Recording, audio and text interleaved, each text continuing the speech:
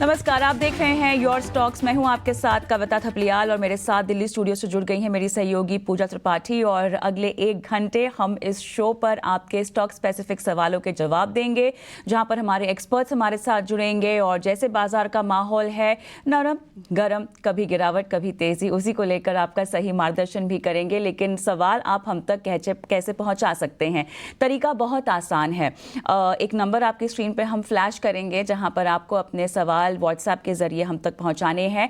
और आप चाहें तो सोशल मीडिया के तमाम प्लेटफॉर्म्स, क्योंकि हम वहां पर भी लाइव होते हैं, भले ही वो एक्स हो, फेसबुक हो या यूट्यूब हो। खासतौर से यूट्यूब पर अगर आप हमारे लाइव देख रहे हैं तो अपने कमेंट बॉक्स पे सवाल छोड़ दीजिए, आपके सवालों को हम शो में शामिल करेंगे। ये है सवाल पूछने का तरीका। और बाजार से जुड़ी कोई भी तरह की जानकारी हमसे पूछना चाहते हो, हमारे एक्सपर्ट पैनल हमारे साथ मौजूद है। और आज हमारे साथ शो पे खास मेहमान के तौर पे शिरकत कर रहे हैं हिंसेक सिक्योरिटीज़ के महेश ओझा और द स्ट्रीट के कुणाल रामबिया। आप दोनों का स्वागत है हमारी इस बेहद खास पेशकश में। बाजार के लेवल्स फिलहाल अगर हम चेक कर लें तो काफ़ी सपाट कुणाल यहाँ पर दिखाई दे रहा है। फिलहाल 22,470 के लेवल्स पर निफ्टी सपाट, लेकिन लाल निशान में। सेंसेक्स हम देख सकते हैं लगभग 190 अंक नीचे और 1/4% की कमजोरी के साथ 73,800 के लेवल्स। निफ्टी बैंक भी कमोबेश 150 अंक कमजोर और 48,000 के लेवल्स यहाँ पर दिखाई दे रहे हैं। शुरुआत यहाँ पर गहरी गिरावट के साथ हुई थी, लेकिन उस कमजोरी में फिलहाल कमी आती हुई दिखाई दे रही है। एडवांस डिक्लाइंस अगर आप देखें 1030 एडवांसेस और 1324 अभी भी डिक्लाइंस जो हैं वो बने हुए हैं।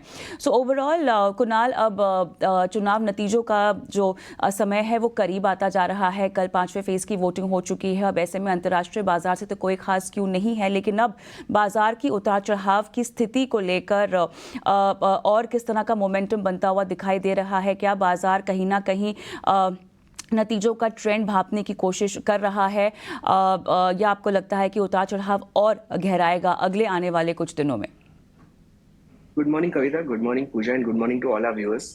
अगर हम निफ्टी की ओवरऑल ट्रेंड की बात करें तो फरवरी से लेके अब तक हमने देखा है कि निफ्टी ने करीब 21,800 के करीब सपोर्ट लिया है और अब तक करीब 3 बार निफ्टी ने 22,700 तक के लेवल्स हमें दिखाए और वहीं जाके रेजिस्टेंस लिया। इनफैक्ट टू बी प्रिसाइज 22,765 से 70 लेवल थे, जहां से हमने 2 बार गिरावट भी देखी है। एज ऑफ नाउ बीच के लेवल पे ट्रेड हो रहा है, दैट इज 22,460 लेवल्स। निफ्टी में यहाँ से एक साइडवेज मोमेंटम बरकरार रह सकता है जब तक 22,760 ऊपर की बाजू और 21,850 नीचे की बाजू नहीं ब्रेक होता, तब तक आई थिंक ये साइडवेज कंसोलिडेशन रहेगा।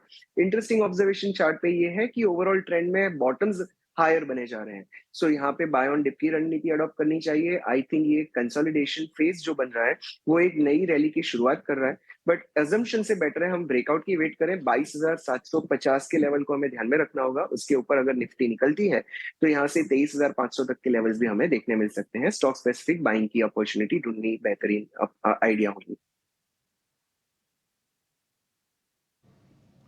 22,750 अभी थोड़ा समय है वो लेवल्स आने में, लेकिन उस पर नज़र रखिए, जल्द ही वो लेवल्स दिखेंगे और उसके बाद आप तेज़ी करके चल सकते हैं। उसके बाद स्टॉक स्पेसिफिक अपॉर्चुनिटी भी काफ़ी मिलेगी। फिलहाल 22,500 के पास स्टॉक निफ्टी कर रहा है कारोबार।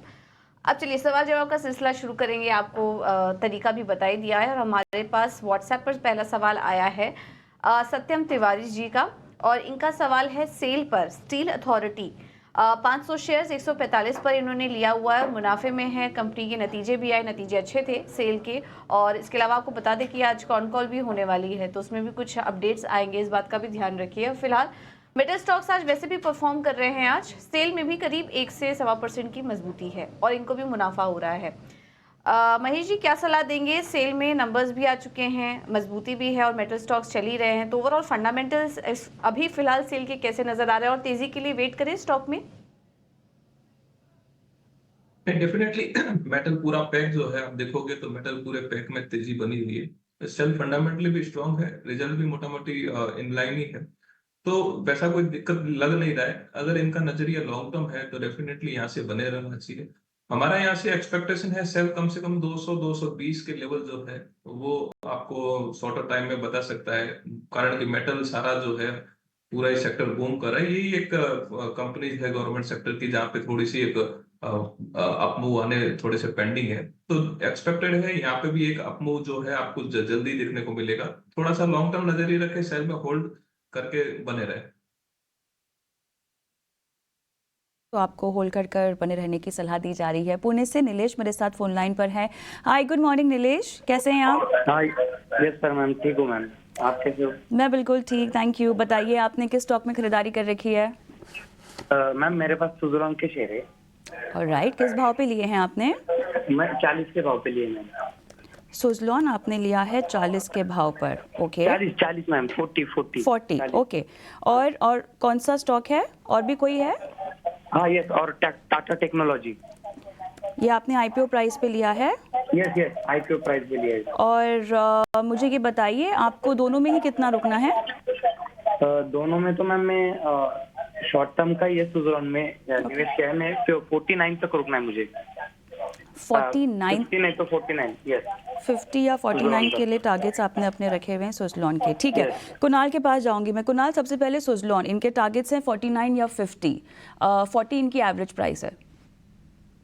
इन्होंने जो टारगेट माइंड में रखा है, आई थिंक वो प्रीवियस हाई इन्होंने देखा है करीब फरवरी का, उसी की वजह से ये टारगेट रखा होगा। अगर हम रीसेंट फॉर्मेशन की बात करें तो मार्च बिगिनिंग से लेके अब तक ये काउंटर ने 43 44 के लेवल्स के ऊपर जाना है।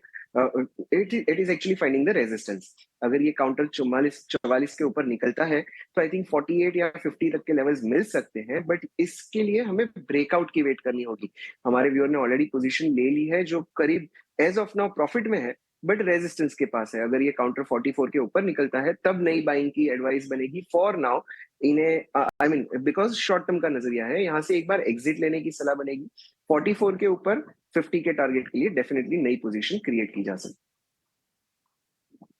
4 आए, उसके बाद 50 के लिए आप जो है यहाँ पर बने रह सकते हैं। लेकिन कुणाल, टाटा टेक्नोलॉजी में इन्होंने पैसे लगा रखे हैं, आईपीओ प्राइस पे खरीदारी कर रखी है। कविता, इनफैक्ट टाटा टेक्नोलॉजीज हमने रिसेंटली शॉर्टलिस्ट भी किया है, और उसका रीजन सिर्फ इतना है कि मार्च से लेके अब तक ये काउंटर साइडवेज कंसोलिडेशन में आ चुका है। आईपीओ के टाइम हमने देखा था 1400 का भाव, अब ये चल रहा है 1000 पे, और मार्च से लेके अब तक ये 1000 पे कंसोलिडेशन बेस बना चुका है। मोमेंटम डेफिनेटली मिस्ड आउट है। अगर लंबी अवधि का नजरिया है तो करीब करीब 1025 के लेवल पे बाइंग करने की सलाह बनेगी। और अगर ये काउंटर अगले 1 या 2 महीनों में 1100 के ऊपर निकलता है तो ये पूरा सा लंबा जो कंसोलिडेशन विद नेगेटिव बायस बन रहा है, आई थिंक वो यहाँ से कंप्लीट होगा और नई रुझान की शुरुआत होगी। For time being momentum trader के लिए it's an avoid. Long term position किसी को अगर बिल्टअप करनी होगी तो 1025 1030 पे बाइंग करने की सलाह बनेगी। तो ये है नजरिया आपके दोनों ही स्टॉक्स पर। चलिए अब आगे बढ़ते हैं, रुक करते हैं अगले सेगमेंट का, ऑप्शंस के चैंपियन।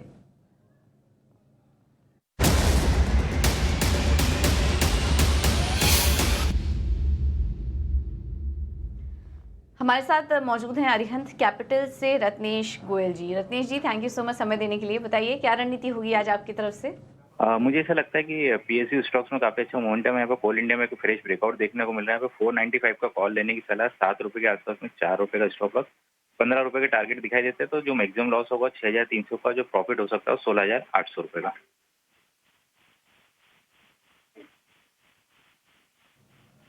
ठीक है, तो ये है सलाह कोल इंडिया पर। आज तो टॉप निफ्टी गेनर है, 3.5% से ज़्यादा की तेज़ी। अगर आपको इसमें ऑप्शन के जरिए ट्रेड लेना है तो 495 की कॉल आप खरीद सकते हैं, 7 रुपये के पास है, लक्ष्य 15 का, और इसमें अधिकतम मुनाफा 16,800 तक का हो सकता है।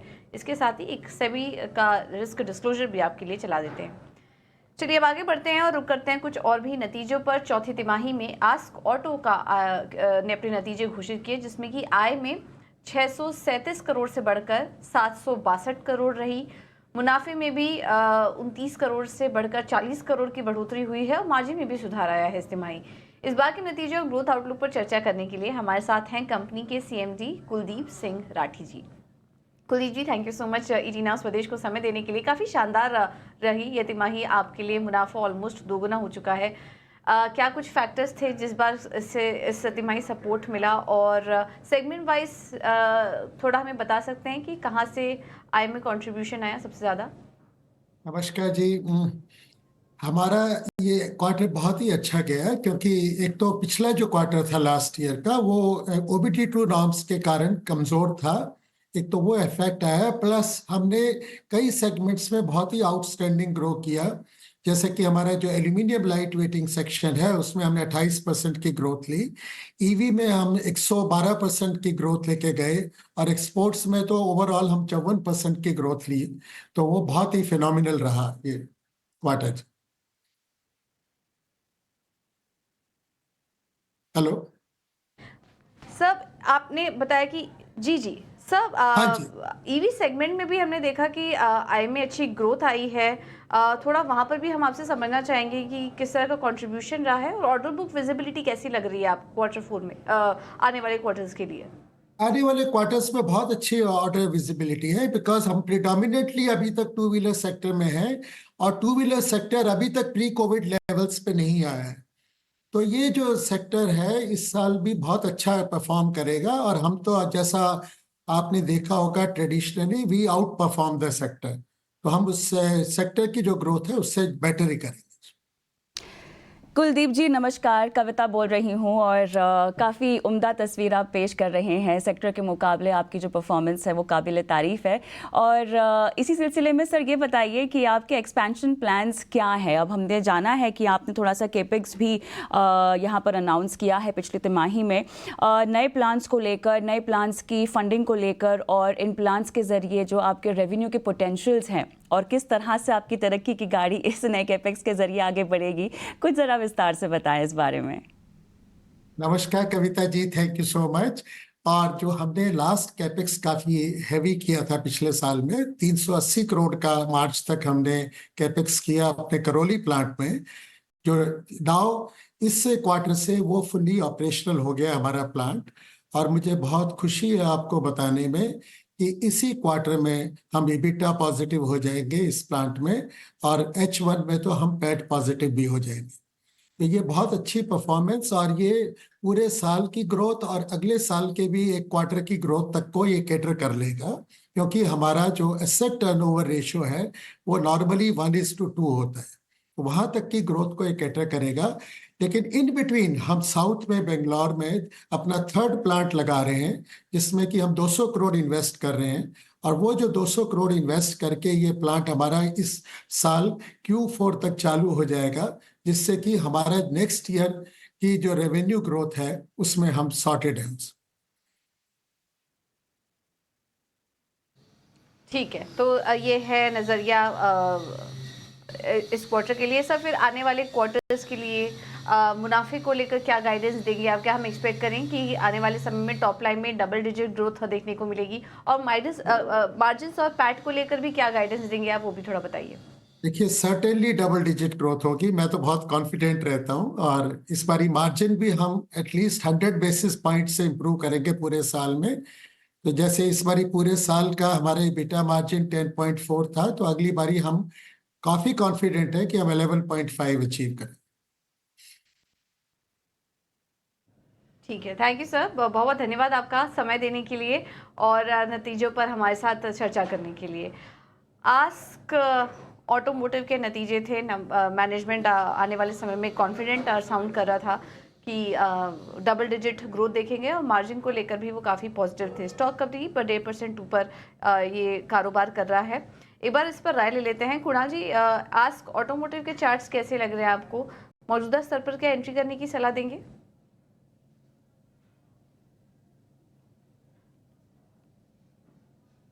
कुणाल जी, अपना माइक अनम्यूट कर लीजिए।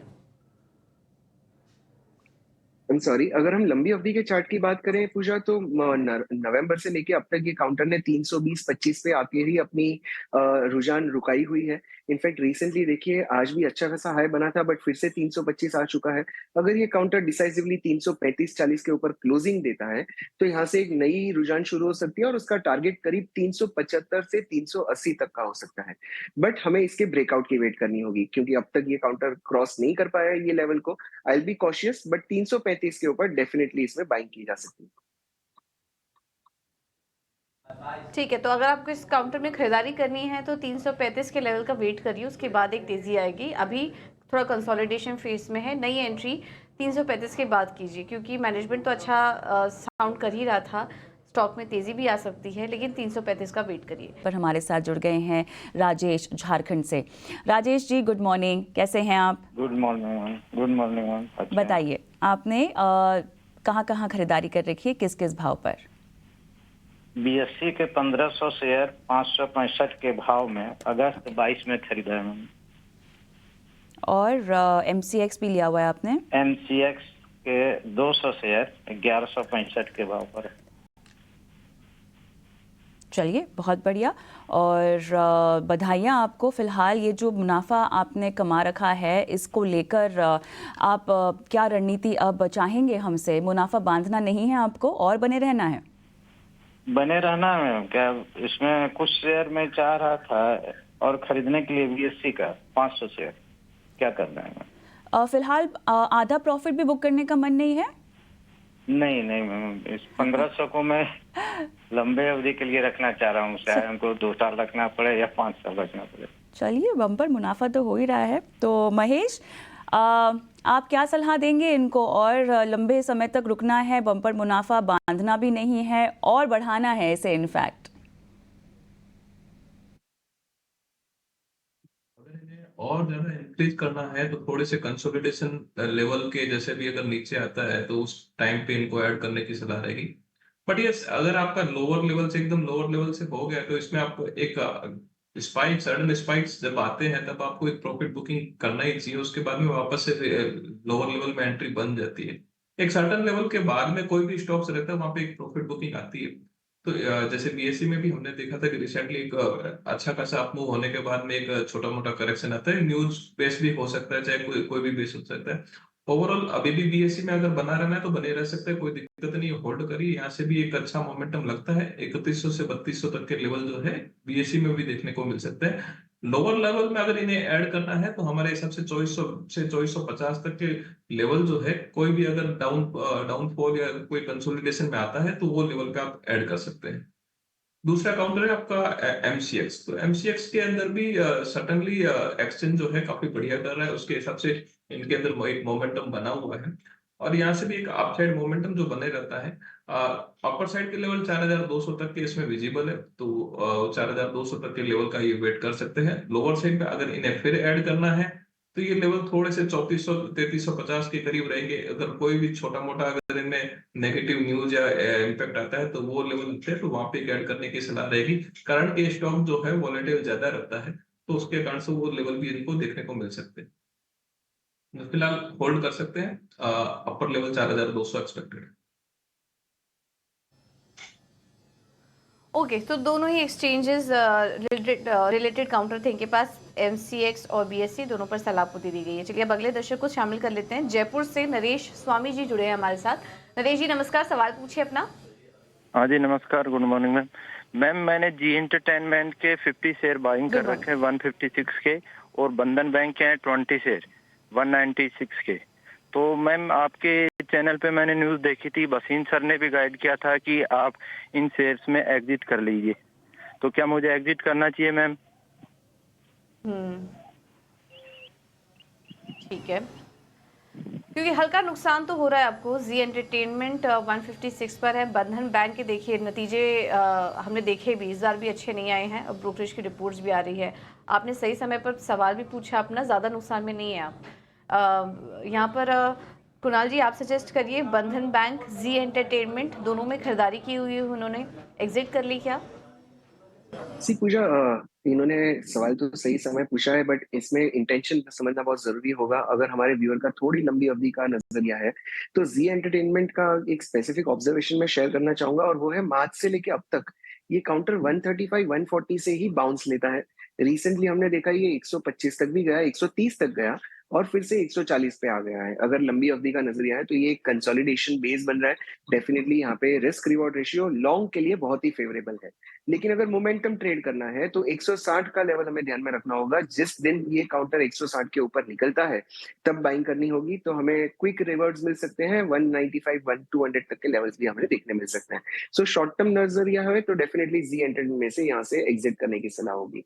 और अगर हम बंधन बैंक के फॉर्मेशन की बात करें तो अगेन ये काउंटर एक्सट्रीम लो लेवल पे चल रहा है। अगर आप मार्च से लेके अब तक के लेवल की बात करें तो 180 के ही लेवल पे घूम रहा है। ये सभी काउंटर्स कंसोलिडेशन में है, मोमेंटम डेफिनेटली मिस आउट है। अगर अगेन शॉर्ट टर्म का नजरिया है तो एक बार एग्जिट कर लीजिए। लंबी अवधि के लिए ये लेवल बहुत ही बरकरार है, बेहतरीन है।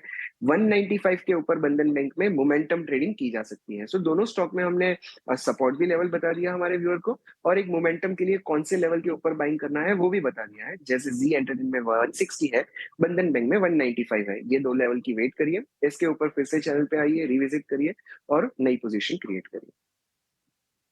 हमारे कुछ YouTube के भी दर्शक हैं जो अपने सवाल हम तक पहुंचा रहे हैं, और महेश, इनके पास कांति नागर का सवाल मैं ले रही हूं। इनके पास ओलेक्ट्रा ग्रीन है 1825 के लेवल पर, कैनरा बैंक है और 115 के भाव पर, और नज़रिया इनका 3 साल या उससे ज़्यादा का भी रह सकता है।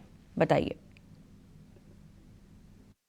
डेफिनेटली अगर आप कैनरा बैंक की बात करें तो कैनरा बैंक के अपने लिए अपना होल्ड का सलाह रहेगा। कैनरा बैंक का पीएसबी बैंक में ऑलरेडी अपना एक रुझान जो तेजी का बना हुआ है, तो पीएसबी बैंक के हिसाब से अगर देखें तो पीएसबी बैंक में अपन होल्ड की सलाह सजेस्ट करेंगे। यहाँ से भी अगर ले थोड़े से छोटे मोटे लेवल अगर कोई कंसोलिडेशन में मिलता है तो ऐड करने की सलाह रहेगी। कैनरा में होल्ड करने की सलाह है। 3 साल के हिसाब से अगर टारगेट है तो 200 प्लस की टारगेट कम से कम बनेंगे। तो यहाँ से कैनरा बैंक में होल्ड की सलाह है। दूसरा है इनका ओलेक्ट्रा ग्रीन। तो ओलेक्ट्रा ग्रीन के अंदर अपन एक देखें कि अगर इनके भाव से ऊपर आते हैं तो मेरे हिसाब से इनको थोड़े से प्रॉफिट में एग्जिट कर लेना ज्यादा सही रहेगा। कारण कि स्टॉक्स में ऑलरेडी लोअर लेवल से काफी अच्छा मोमेंटम आया हुआ है। तो ये ओलेक्ट्रा ग्रीन को ये जेबीएम ऑटो वगैरह में स्विच कर लेंगे तो ज्यादा बेटर रहेगा। दोनों ही स्टॉक्स पे ये सलाह, और इसी के साथ योर स्टॉक में हमारी आज की ये पेशकश यहीं समाप्त।